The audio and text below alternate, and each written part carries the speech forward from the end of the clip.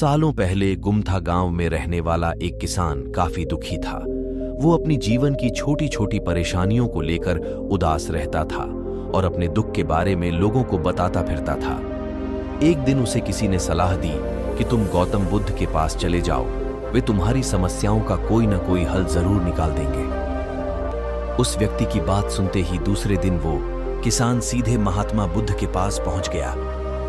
गौतम बुद्ध के पास पहुंचकर उन्हें प्रणाम करते हुए उसने बताया कि मैं एक किसान हूं और मैं खेती करके जीवनयापन करता हूं।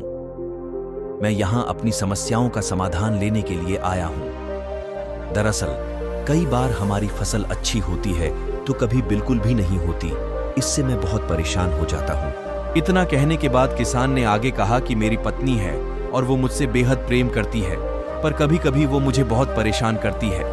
उससे मैं तंग आ गया हूं और कभी कभी लगता है कि अगर वो मेरे जीवन में नहीं आती तो मैं कितने अच्छे से रहता। इस तरह वह अपनी सारी परेशानियां महात्मा बुद्ध को सुनाता रहा और वो उसकी बातें सुनते रहे। जब तक किसान बात कर रहा था तब तक गौतम बुद्ध एक शब्द भी नहीं बोले। वो बस ध्यान से किसान की ही बातें सुन रहे थे। परेशानी बताते हुए किसान बोलता है कि मेरा एक बच्चा भी है। वो है तो काफी अच्छा, पर कई बार मुझे परेशान करता है और मेरा कहना नहीं मानता। उसके ऐसे व्यवहार से मुझे लगता है कि वो मेरा बच्चा नहीं है। ऐसा कहते हुए किसान अपनी सारी परेशानी को बताता गया। अब किसान के पास उन्हें बताने के लिए कुछ भी नहीं बचा और उसका मन काफी हल्का हो गया। महात्मा बुद्ध से सब कुछ कहने के बाद वो उनसे अपनी परेशानियों के समाधान की उम्मीद लगाए बैठा था। काफी देर तक गौतम बुद्ध के जवाब का इंतजार करने के बाद बेसब्र होकर किसान ने ऊंची आवाज में महात्मा बुद्ध से पूछा, क्या आप मेरी समस्याओं को लेकर कुछ नहीं कहेंगे? तब गौतम बुद्ध बोले, मैं तुम्हारी किसी तरह से भी मदद नहीं कर सकता। किसान ने महात्मा बुद्ध से ऐसे जवाब की उम्मीद नहीं की थी। वो उनका जवाब सुनकर हैरान हो गया। उसे अपने कानों पर भरोसा नहीं हो रहा था। उसने भगवान बुद्ध से पूछा कि ये आप क्या बोल रहे हैं?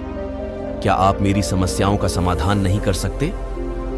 मैंने सुना है कि आप सभी की समस्याओं का समाधान करते हैं, तो मेरी समस्याओं का क्यों नहीं करेंगे?